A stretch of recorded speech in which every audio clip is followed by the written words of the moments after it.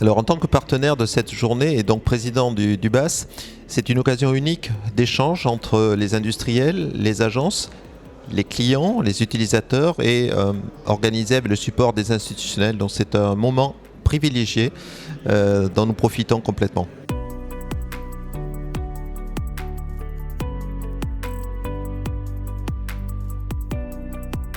Notre industrie est une industrie pionnière, c'est notre ADN. Depuis des années, nous poussons l'innovation dans tous les secteurs, aéronautique et spatial. Pour le spatial, par exemple, depuis maintenant 40 ans, après le premier vol d'Ariane 5, nous lancerons une nouvelle fusée Ariane 6 dès l'année prochaine.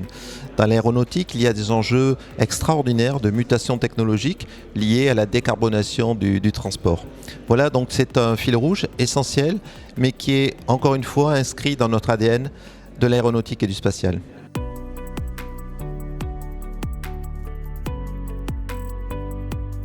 Les axes à retenir en priorité, c'est un dialogue constant entre l'industrie et les utilisateurs. Et à ce titre, le rôle des institutionnels qui ont organisé ce premier sommet de la métropole de Bordeaux est essentiel. Donc garder ce fil, garder cet échange pour faire comprendre sans ambiguïté que l'industrie pousse la transformation pour le bien des transports, le bien public et le bien de chacun. C'est la même chose pour le spatial avec les communications et les satellites ou demain le vol habité. Donc il est essentiel que ce fil rouge et cette journée s'inscrivent dans cet état d'esprit.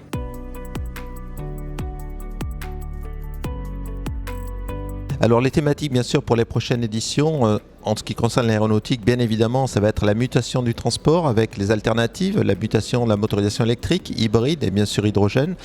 Dans le spatial, on voit aussi poindre déjà, et je pense que cela va se renforcer en Europe, la problématique ou en tout cas les solutions apportées au vol orbital, l'exploration. Voilà donc des sujets qui pourront sans aucun doute alimenter les prochaines éditions de ce sommet aéronautique et spatial.